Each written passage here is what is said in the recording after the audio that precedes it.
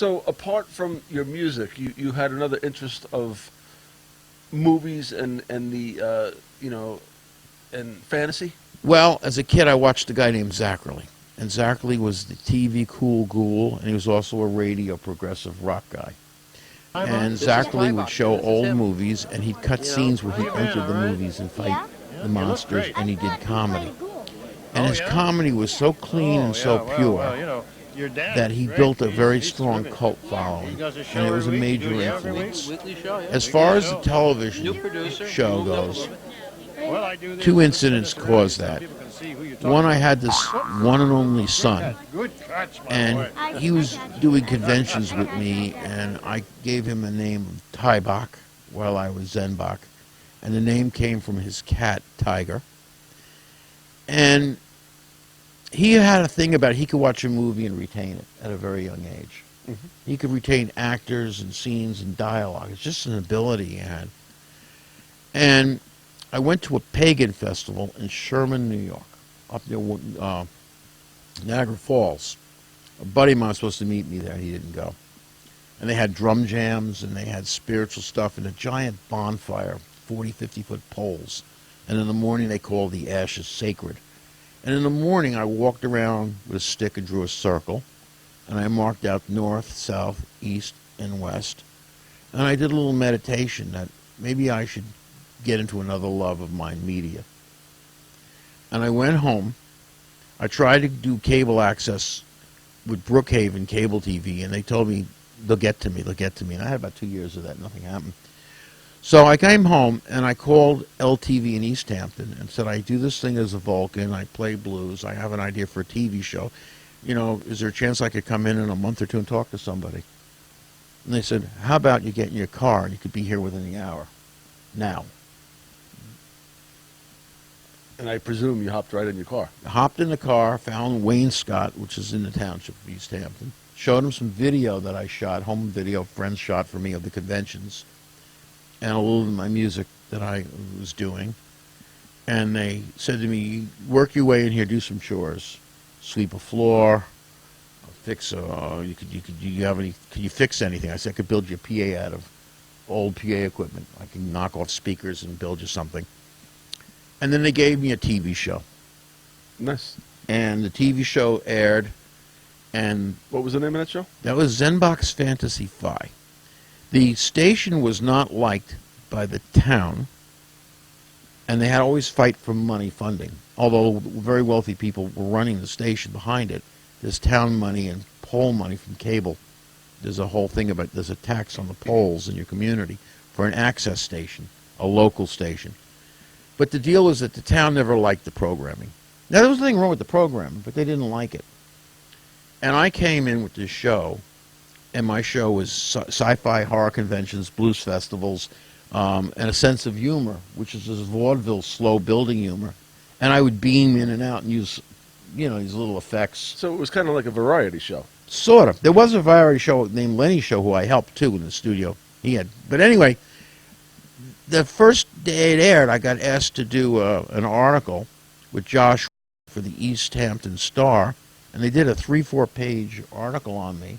They compared me, music-wise, as a cross between, I'm thinking about that one now. It was sort of a Captain Beefheart or an early blues man and an acid rock type thing. They mixed me up in that. And then another magazine, local paper, Dan's Papers, said I look like Dracula. And the other paper said they don't know a Vulcan from a vampire. So the two papers wrote me up. And another person said that Logic will come to East Hampton and a certain Vulcan will come and take over the town government. And anyway, the bottom line is the show was a big hit. And the humor played to both kids and adults. The way I would do a joke, it would have two meanings. And the parents could sit in the room with the kids, and both would be laughing at the joke for two different reasons. Nice. And the timing. I had a kid come to me, and he said, I really love your show. I said, yeah, my dad watches it with me, but he's out of town. And I said, what's your dad doing? Oh, he's in New Zealand right now. I said, yeah, what's he doing? Oh, he's producing a new Power Ranger movie. what do it's crazy to me. These people were at that. And that's where I learned that what I was a media entertainer, that I had a natural ability that they knew and explained to me that I never knew, but I never was in a world that could explain it to you and develop it. Levittown does not, at that time, work on people that have a talent for media, and that could be comedy, it could be music. It's a variation of things. And it took me to be in my, mid-40s to learn I was in media, a media person. Right. Now, all of this time, you were still honing your music skills. To tell you the truth, I'll be real honest on this. I always felt guilty about the music. I played 2 keyboards that had bass, drums, and rhythms, and I played them backwards. I got a style of driving the boards with programmed music, but not the way it was meant to be. I drove it differently, and played guitar at the same time. Right. And sang and wrote words and made songs, and then wrote down the key position so I could repeat these songs. And I built up a library of about 50 songs, 60 songs. And I played a little lead in here. And I never felt, from the peer pressure, that I was an accomplished musician. I didn't play the song that they played the same way. Right. And thus, if you can't play the song note for note like so-and-so, what good are you? And that was the world I lived in. Right, but you don't necessarily have to sound like everybody else. You can have your own identity. Well, not on Long Island back then. If you're going to do a Stones sound song, you sound like the Stones. You're going to do Chain, Chain, Chain, you're going to sound like Aretha Franklin if you're a girl chick. And, and you're going to do lyric for lyric, and the drum opens up with a ch-ch-ch. You got to have the exact signature. And I threw all those rules out. And I was lucky that I ran into Dr. Blues at one of his festivals. And I was lucky that he understood what I was doing and took a liking to me. Uh-huh. And Dr. Blues is the creator of the Cedar Beach Blues Festival. And radio. I worked at USB. So we had 2 hats as the Cedar Beach, the Long Island's longest running blues festival.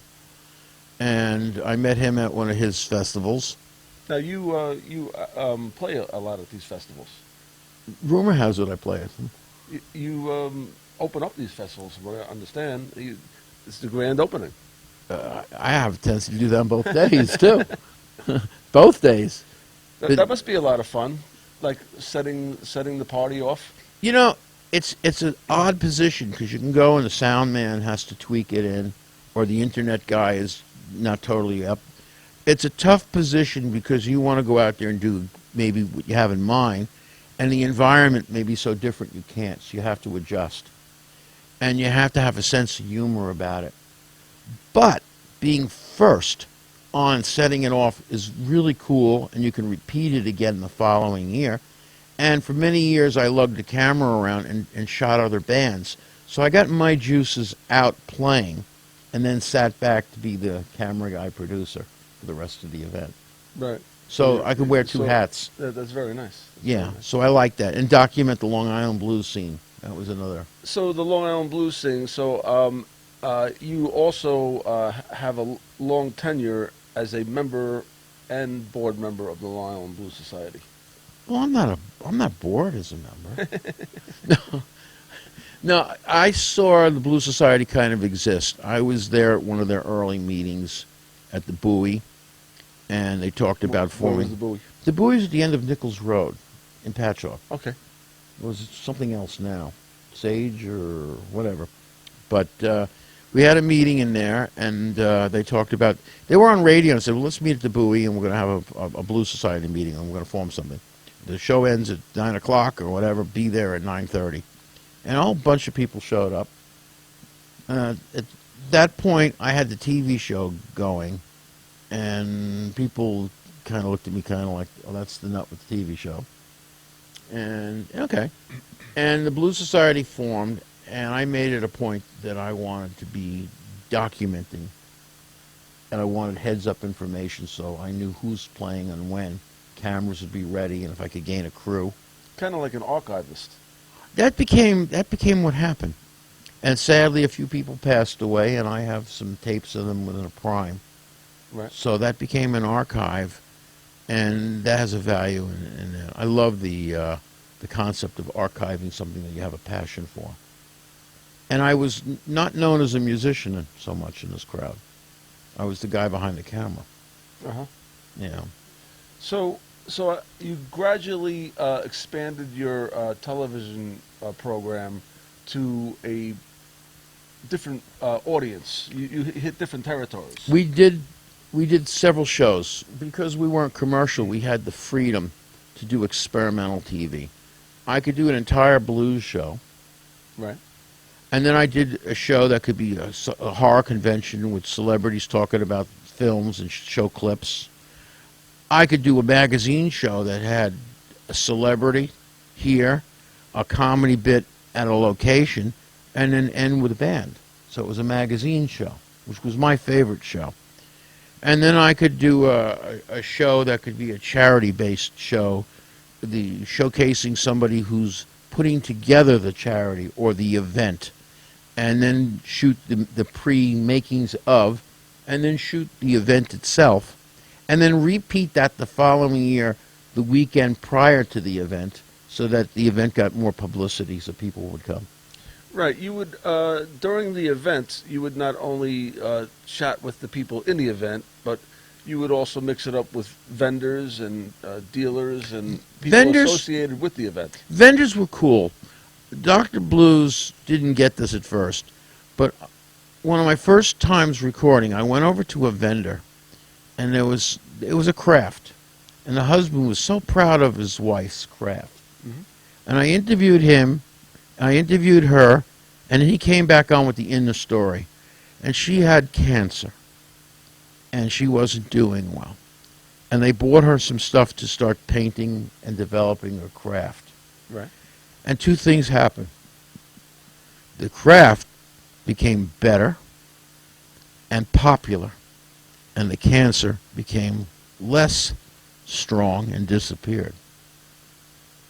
That's the power of creativity. Yeah. So the inner story here is, here's a lady at this blues event by the water, selling her craft, enjoying people, enjoying life. That's a very touching story. Yeah, and I realized that the vendors at these events, horror conventions, sci-fi, Comic-Cons, and all that. I mean, I've been doing Comic-Cons, now it's called cosplay. I've been doing this before it was a popular thing. But the bottom line is these people that vended these things have a whole different lifestyle. I got a guy making jewelry out of spoons and selling jewelry.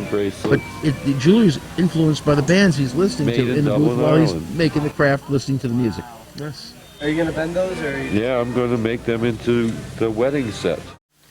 Let me ask you something about some of these conventions that you went to. Do you have any special moments that you can share with us of something that was really special that may have happened at one of the events? Well, I got a couple. One of them was I brought my keyboards, and they had a party called 10 Forward going on, which is disco and videos of 50, 60 TV shows and people at dancing. Where was this? This was in Maryland, called Farpoint. They did two identical shows by the community out there, Farpoint and Shore Leave. This one was called Farpoint. And I brought the two keyboards and the two guitars, and I'm playing with a bunch of amps, and I'm playing, it's like 3 in the morning. Somebody's making a Star Trek film about the conventions and shoots me. I don't know if I ever made the documentary. And I have this guy who was a guest writer and a musician, and he picked up the guitar, and he normally, they tell me he plays keyboards. Right. And he played with me for about an hour. And I ran a little booth and did the music and shot events, and so I wasn't part of his side of the convention. And these conventions in multiple worlds, they have people that do makeuping, they have people that do modeling, they have people that do costuming, they got people that write magazines called zines. They have people that lecture on what films they're in. They have people that are part of the production company or writing scripts for other similar types of shows. It's a multitude of arts Right. in one hotel, and it runs 24 hours a day for 3 days. That sounds very interesting. So, yeah, you get shanghaied by pirates. Hmm. And then after you're shanghaied by the pirates, you end up in somebody's room, and you hit the bathroom, and the bathtub is full of ice and every kind of bottle of something cold. I've never seen anything like it. It was a college frat party, I guess. But I had Klingons. Klingons put me in repente until I paid the fine. And fully dressed Klingons. Nice. I found out I had a producer back then, and I found out later that during the week, these guys were doctors. Yeah. And they cut loose by being Klingons. Everybody has the things that they like to do and release themselves. Some people do it through music. Some people do it through acting. Some people do it through television shows. You happen to do it in a lot of different It's all the various same. ways. It's all the same. The bottom line is I have something that comes across the screen in the narrative, that the show is people with passions and play and enjoy the fantasy and the fantasy of life. Right. So, life is a choice. You can be a victim or an opportunist with situation, and you could either enjoy something and embrace it or make the best of it or complain. Was there any particular person that just came up with unsuspectingly that you never thought you'd be able to interview, and all of a sudden it just happened? Or The best interview was not on camera. My son and I get into Chiller Theater, and in a rush we put our name tags, we mixed them up. I had TIBOCK, and he had Zenbock on. right. And we go into a room, and we like to go as they're setting up. And there's this big, tall actor who in one movie plays a bully. And he's starting to bully us about having the wrong identities. This actor knew that I was Zenbock with a tie box. And he knew. How would he know? And he lives in Los Angeles. How would he know? I've never seen him He before. must have seen you before. Yeah, I did. And he was the guy from Back to the Future who played the bully. Oh, okay. All right, Buff. Mhm. And he said on Thursday nights, instead of watching the news, his local cable area had my TV show. So it was much more fun than watching the crap on the news. So he was a fan of the show. Nice. And the interview wasn't caught on camera, what went on. But it was, to me, one of those experiences that, how would he, a major guest, know me? I see. How about somebody that you did on camera? Like, give me an example of some of the interviews that you've done. All right. We had a fellow from Blue Oyster Cult, and with him was another fella from Alice Cooper's band. I am Zenbock, and you are? Joe Bochchard, former member of Blue Oyster Cult. Joe, well, I got to talk to you about something there. And you are? Neal Smith, founding member and drummer of the original Alice Cooper group. And the interview was back and forth about the music scene in Northern California versus Southern California versus the East Coast. Right. One band was more northern, one was more southern, and both hit the New York scene. And so it was a cross interview. And I thought that was a cool interview because it gave a whole difference of music at the same time period. My son did an interview with Lee Meriwether when he was about 9. I walked out of the room when he did this interview. I didn't want to spook him. I'm TIBOCK, and you are? Lee Meriwether, and you probably know me from Star Trek Uh-huh. and Batman movie. I played Catwoman in the Batman movie, and I played Lucira, commander of the Calandrins, in Star Trek. Okay. Yep. Well, in your acting times, did you have anything really going on? How much money did they pay you, really? How much money did they pay you, really? How much money did they pay you, really? How much money did they pay me? Well, it varied. each show was different. Sometimes I was paid a lot of money for something that I really didn't think deserved that much money, but I got it anyway. And then sometimes I wasn't paid enough. When you do theater, you're not paid enough. You work very, very hard doing theater, and you're not paid, you know, a good salary. Sometimes in television, you get paid a little bit more, but it's really hard work. So it's all right. But, it varied. It varied from time to time. Yeah, he had some kind of remark like that to her, you know. And it was very cool. I have that online. A lot of the stuff's online. I understand that your son's a pretty good cameraman also. Yeah, I taught him camera. Then he went to Bosie's to unlearn what I taught him. And then he went to Suffolk Community to learn television production, which I don't know what they taught him there. I think they taught him that before you get behind the camera, you have to get paid. Except for tonight, he's mad at me because I'm not paying him. So I understand that at one of the conventions that you go to, it's kind of a family type convention, but they also mix stars in from other genres. You know, and some might not be family type genres. And did you ever run into anything like that? Yeah, well, I show up with certain celebrities on pages that people make of various videos. And I show up with one, particularly Linda Lovelace, who I got to know. Linda Lovelace? Linda Lovelace. You mean the famous Linda Lovelace that everybody knows, every male in America knows? Linda, very, very quiet, soft-spoken, very funny young lady, with a lot of talent that most people don't know she had. I am Zenbock, and I am at Chiller Theater, and I'm with a person named Linda, Linda Lovelace. Linda, first question I want to ask, a friend of mine asked me to ask this question, is where did the name come from? Actually, Jerry Damiano came up with that name. Okay. Yeah. So, you It know. was his own creation. Okay. So that was just a question, you know. That's I saw her. She was debuting on a new magazine called Legs. Okay. And she was a bit older, still had the legs for the magazine. She had a Gilda Radner type of humor, and I talked to her about humor. We did not talk at all about the sex industry at all. Okay. Everybody has heard all the stories. I asked her a little bit about the religious concept, is she religious or not, and I got a different story than everybody else would have expected from her.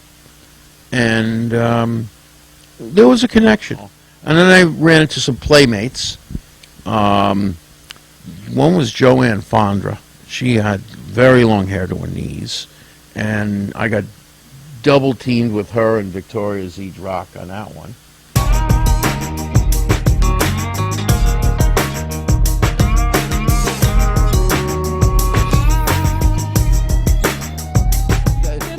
Oh, is that what I should do? Yeah, man, how did I stand on my toes? No, I'm to him. Last time I was choking him. You know, I was walking by, and you look familiar to me. You're like one of the most beautiful women I've ever met in my whole life. You already forgot about me. No! I heard you. I heard you. Wait a sec. I know you? You know me damn well. You know me a little too well. Couple of years ago or further back?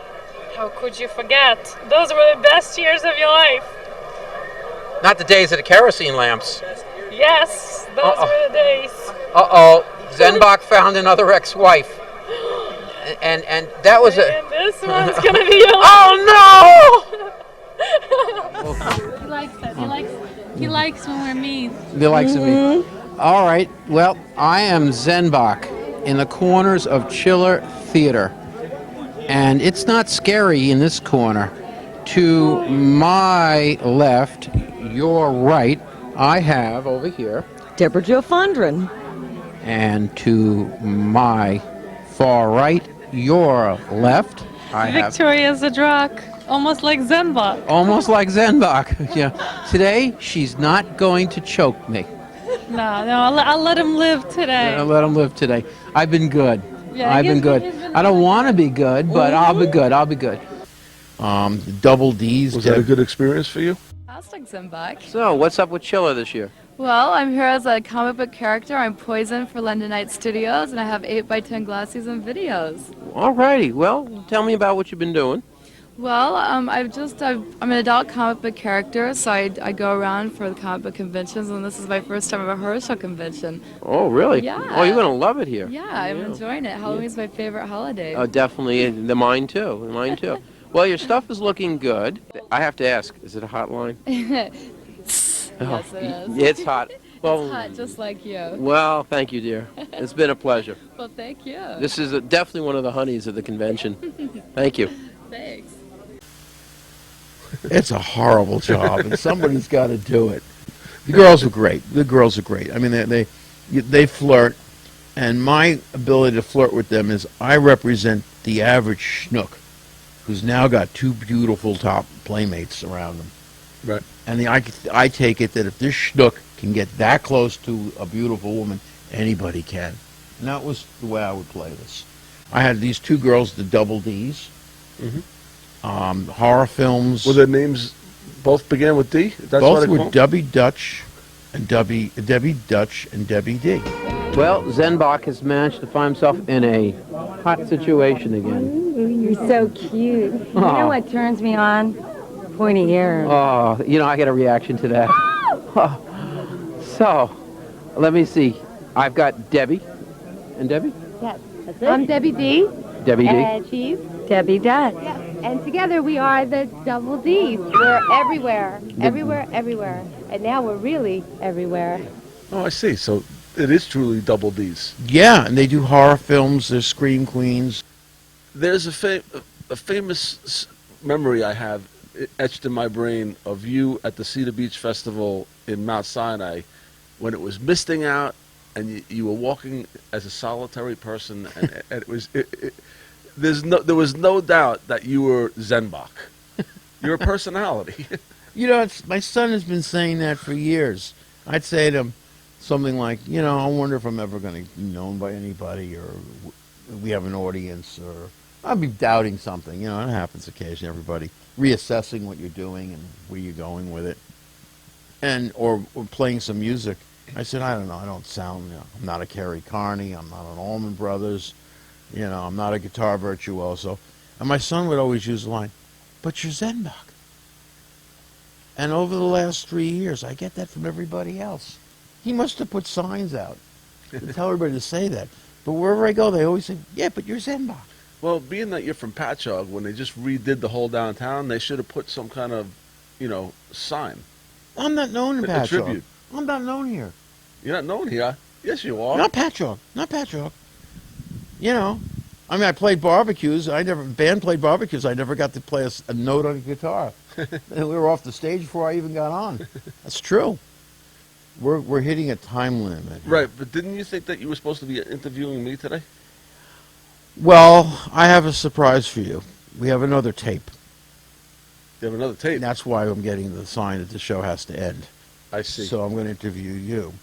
We're going to start with the moment you were that one cell of sperm coming out, and where you went, and how you picked the egg to make you. You want to start by a mistake right from the beginning? No, not a mistake. I start right from the first swim. All right, we have to end this. Well, thank you very much, Mr. Zen.